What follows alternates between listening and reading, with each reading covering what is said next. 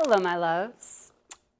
Do you find yourself being continuously surprised by the behavior of someone in your life who just keeps doing some really harmful things to you? And every time it happens, you feel this sense of shock and like, oh my God, I can't believe that they did that again. If you can relate to this video is for you. A lot of times when we are in relationships with narcissistic or antagonistic or toxic people, we tend to fall on the side of cognitive dissonance, especially if this is someone that we have invested a lot of time and love and care into and into the relationship with. When the behavior starts to get really bad and fallout starts to happen, it can feel really challenging to accept what we are seeing.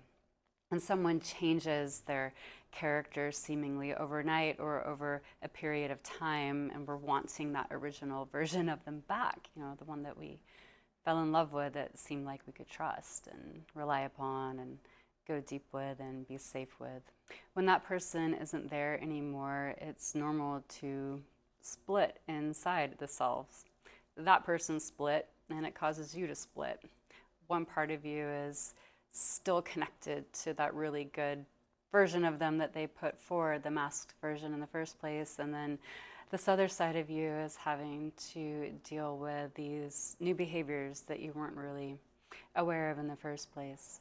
A lot of people get stuck in this stage where they still see the goodness in this person. They still believe in that person's potential. They still are fighting for them to, become whole or to heal. A lot of times we understand that this person has had a lot of trauma and they're just acting out of their wounding, and we want to see them get better. This is where our own codependent tendencies can arise and get us into trouble.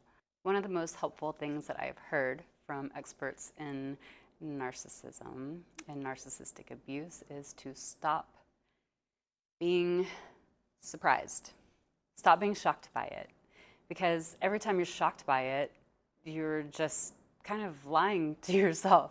And we usually have this tendency to be extra ultra forgiving, right? Because we know that we're human. We know that we make mistakes. Nobody's perfect. Everybody falls here and there, and we are compassionate. We definitely have a tendency to make excuses for things and let them slide. Unfortunately, most victims of narcissistic abuse do this a bit too often, and they should be doing that for themselves. They should be offering themselves that kind of compassion versus consistently giving that to the narcissistic person who continually provides that shitty behavior that wrecks us all up. So it is one thing to be surprised by someone's harmful behavior if they just did it for the first time, or maybe even the second time. But honey, the third time, like more than twice, is a pattern. And if that keeps happening, there's no reason to be surprised by it anymore. Like, yeah, it's surprising because maybe you wouldn't do that. Maybe it just seems so out of character for the person that you thought that you knew. But this is actually the real version of them. And what they gave you in the beginning, that masked version, that is their construct. That's how they hook people in. That's how they make you believe in them. That's how they get you close to them. So then once they have your trust, later on, that other behavior starts to come out, that mask falls. It's heavy for them. Like, they can't hold that side of them up that long, and their real side starts to show. And when we are constantly surprised, first of all, it's very disorienting to our nervous system. It can cause a lot of shock. It can cause jolts of cortisol and adrenaline, and we emotionally react to it, which is something that we don't want to do in narcissistic relationships, because that emotional reaction is actually fuel for a narcissist.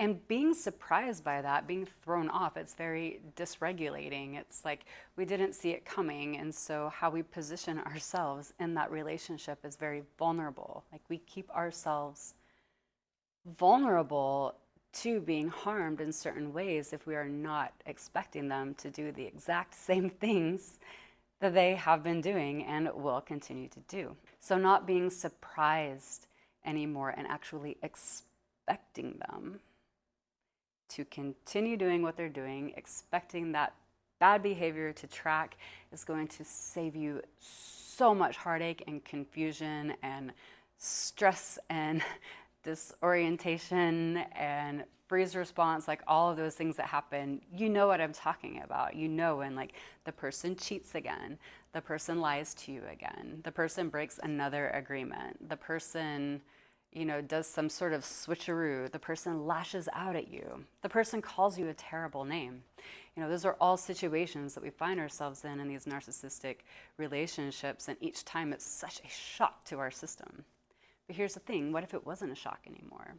What if you accepted, I know it's hard, what if you accepted and you knew that that was this person's MO? That's how they behave, and that's how they are going to continue to behave. How would you behave differently? How would you protect yourself?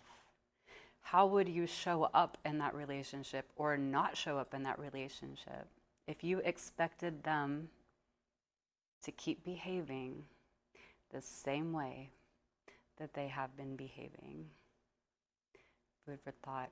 I know it's hard. It's really good to break that bubble of cognitive dissonance, because it's time to protect yourself. Wake up, be real with what's happening. You can save yourself a lot of years in therapy and a lot of confusion and a lot of wasted time. All right, sending you so much love, and I'll see you in the next one.